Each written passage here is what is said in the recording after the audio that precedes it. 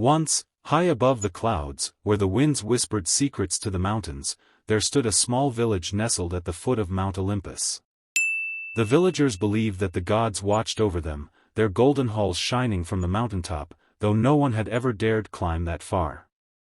They spoke of Zeus's thunder, Athena's wisdom, and Apollo's light, but for young Lysander, those were just distant legends. Lysander was a 12-year-old boy with bright brown eyes that gleamed like sunlight on the river and hair the color of chestnuts.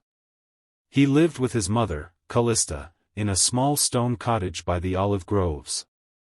His father, a stonemason, had gone missing years ago during a storm that swept through the mountains, leaving Lysander to grow up faster than most boys his age. Even so, Lysander was known not for strength or speed, but for his heart. When others ran from trouble, he stepped closer.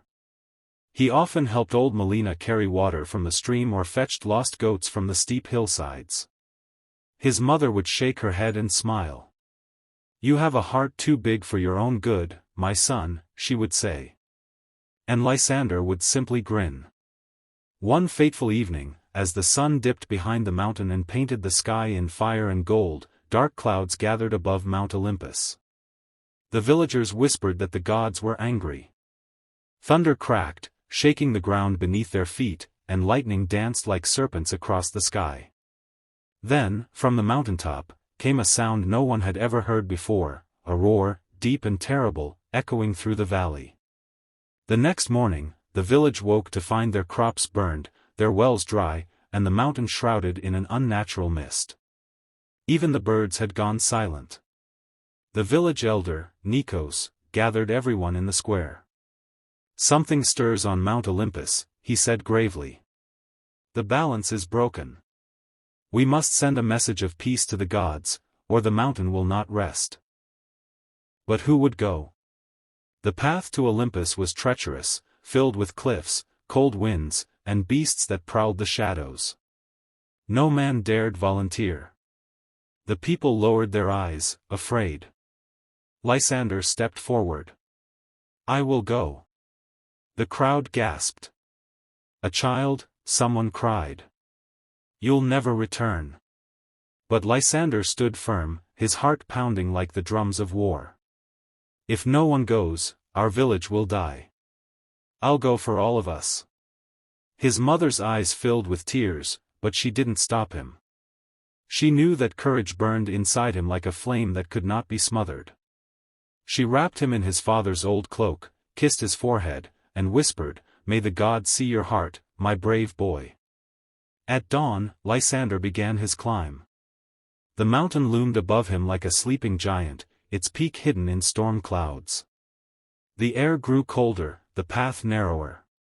Rocks slid beneath his feet, but he pressed on. He carried only a small satchel, bread, a flask of water, and a token carved by his father, shaped like a lightning bolt. By midday, he reached the tree line, where the wind howled and strange shapes flickered in the mist. Suddenly, from behind a boulder, a low growl echoed. A wolf, its fur as white as snow and eyes like amber fire, stepped into his path. It bared its teeth, circling him. Lysander's heart raced. He remembered his mother's words, "Kindness is the greatest strength." He knelt slowly and spoke softly. "You're hungry, aren't you? I don't have much, but we can share." He tore his bread in half and placed it on the ground. The wolf sniffed, then ate. When it was done, it looked at him for a long moment, as if weighing his soul. Then it turned and walked ahead, glancing back as if to say, "Follow me." Lysander followed. The wolf led him through hidden paths and across a narrow ledge that overlooked the valley. When night fell, the wolf curled beside him, keeping him warm against the biting cold. At dawn, the wolf led him to a meadow high in the mountains, where a silver spring bubbled from the rocks. As Lysander drank, the wolf disappeared into the mist. But before it vanished, he heard a whisper in the wind, "Kindness earns loyalty, little mortal." He continued upward until the air grew thin and the path ended at a vast chasm. Across it, he saw a golden bridge that shimmered like sunlight, but when he stepped closer, it vanished. Lysander's heart sank. Then he remembered the carving his father had given him. He held it tightly and spoke to the mountain. "Please, let me cross. I mean no harm. I only wish to help." At that moment, lightning flashed across the sky, striking the chasm. A bridge of light appeared, glowing and humming with power. Lysander took a deep breath and crossed. Each step sent sparks dancing beneath his feet, but he did not look down. When he reached the other side, the storm above grew louder. He found himself before great bronze gates carved with the images of gods, Zeus with his thunderbolt, Athena with her owl, and Poseidon with his trident. They towered higher than any building he had ever seen. Summoning all his courage, Lysander called out, "Please! I seek an audience with the gods. My village suffers, and I beg for mercy." The gates groaned open. Inside, the air shimmered with golden light. He stepped into a grand hall where marble pillars reached the heavens, and there, upon thrones of fire and sky, sat the 12 Olympians. Zeus's eyes blazed like storms, Hera's gown shimmered with stars, and Apollo's lyre glowed with light. Zeus's voice rumbled like thunder. "A mortal child dares enter Olympus? Speak, boy. Why should we hear you?" Lysander trembled but did not bow. "Because my people are suffering. Our wells are dry, our crops are gone. We have done nothing to anger you, yet the mountain burns. I came to ask for your mercy." Athena leaned forward, curiosity gleaming in her eyes. "You climbed the mountain alone? How did you survive?" "I met a wolf," Lysander said honestly. "I shared my bread, and it led me safely here." Apollo smiled faintly. Kindness to beasts. A rare trait among mortals. But Zeus's expression darkened. "The mountain's suffering is not from us," he said. "There is something darker at work." He raised his hand, and the air shimmered. A vision appeared, a shadow writhing beneath the mountain, shaped like a serpent made of smoke. "The serpent of night," Zeus said gravely. "It feeds on fear and anger. When mortals lose hope, it grows stronger. That is why your village withers." Lysander's heart clenched. "Then let me fight it," he said. The gods murmured in surprise. A mortal boy challenged the serpent of night? But Athena smiled. Courage and compassion, two weapons stronger than any sword. Zeus stood, his presence filling the hall with lightning. "Very well, boy of Olympus. We will grant you our blessings. But remember, strength alone will not save you." Zeus touched the lightning-shaped token in Lysander's hand, and it blazed with golden light.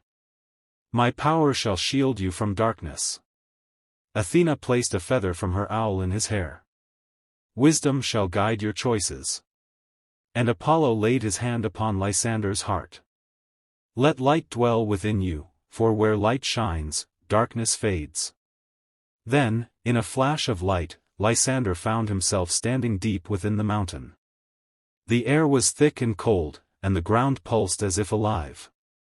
From the shadows rose the serpent of night, massive, black as smoke, eyes burning red. Its hiss echoed like thunder. "You cannot defeat me, child," it whispered. "I am every fear, every hatred, every cruelty that mortals feed me." Lysander clutched his token, the lightning symbol glowing. "You thrive on fear," he said, voice shaking but firm. "Then I'll give you something you can't understand, kindness." The serpent lunged, but Lysander held out his hand, and light burst from his palm, blinding it. He stepped forward, not to strike, but to speak. "You don't have to harm anyone. There's another way. You can rest." The serpent screamed, thrashing as the light grew brighter. "You cannot." But Lysander's courage did not waver. "Yes, I can. Because even the darkest night ends when the sun rises." With that, the light exploded, filling the cavern. When it faded, the serpent was gone. The air grew warm, and the tremors ceased. The mountain sighed, as if relieved. When Lysander opened his eyes, he stood once more at the gates of Olympus. The gods smiled upon him. "You have done what even heroes could not," Athena said. "You conquered darkness with light." Zeus raised his hand, and thunder rolled gently through the sky. "You are no longer just a boy of the village," he said. When Lysander descended the mountain, the mist cleared, and sunlight poured over the valley. Rivers flowed again, the crops began to grow, and laughter returned to the village. The people ran to meet him, cheering his name. His mother embraced him, tears shining like pearls. "You've brought back the sun, my son," she whispered. Years passed, and though Lysander grew tall and strong, he never forgot the lesson the gods had given him, that true bravery is not in strength, but in kindness, and that even the smallest heart can hold the light of Olympus. And sometimes, when storms gathered over the mountain, the villagers would see a flicker of lightning shaped like a boy's silhouette, standing proud upon the clouds, reminding them that even the gods honor a mortal's kindness.